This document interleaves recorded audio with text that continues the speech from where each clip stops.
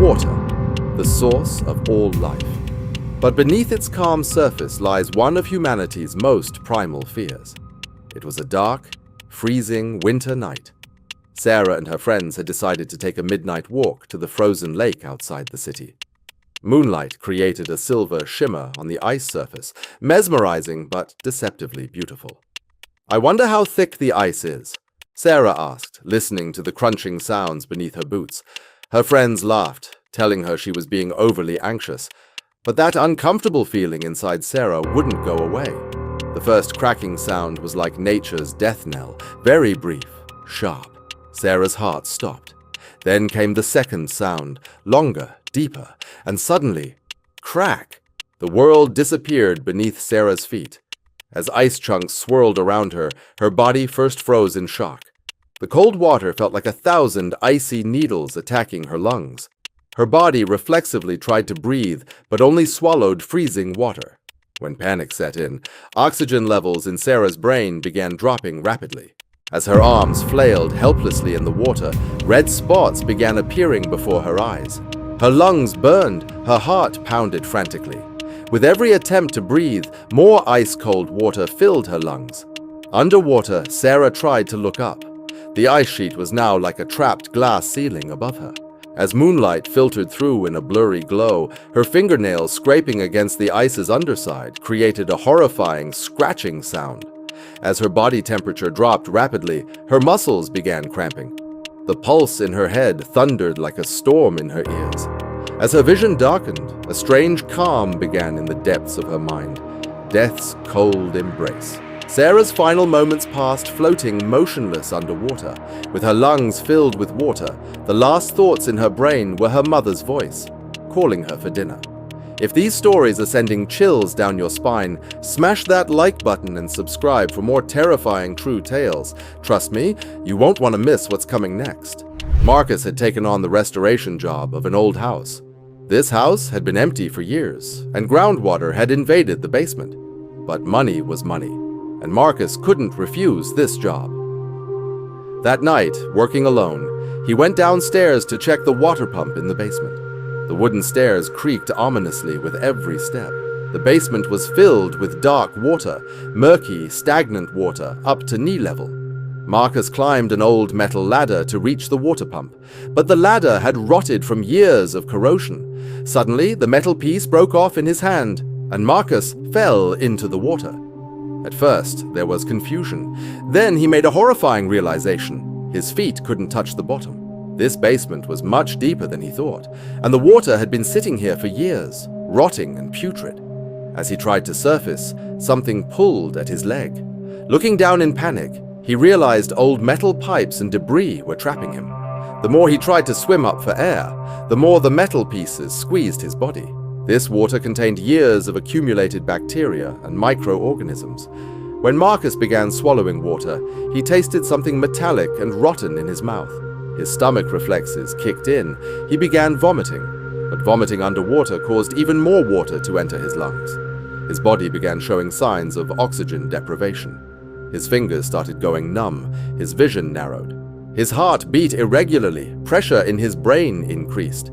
Every movement he attempted wounded his body more against the metal debris. The horrifying part was this: Marcus's screams were lost underwater. There was no one above to hear him. The thick basement walls let no sound escape to the outside. In his final moments, Marcus's lungs were completely filled with water. As his body could no longer get oxygen, brain functions began shutting down. His vision turned to tunnel vision. Only a small point of light remained in the center, then that too went out. The next morning, co-workers who couldn't find Marcus called the police. They found him in the basement, trapped among the metal debris. His hat floating on the water's surface was the last trace of his struggle. Before I share the final and most disturbing story, make sure you're subscribed with notifications on. This last tale will haunt your dreams.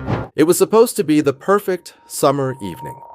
The Riverside Country Club's annual pool party was in full swing, with dozens of families enjoying the warm night. Lisa, an experienced swimmer and lifeguard, decided to take one last swim before the event ended. The pool was crowded, filled with laughing children and chatting adults. The underwater lights created an ethereal blue glow, making everything seem magical. But beneath the surface, something sinister was waiting. Lisa dove cleanly into the deep end, planning a few quick laps.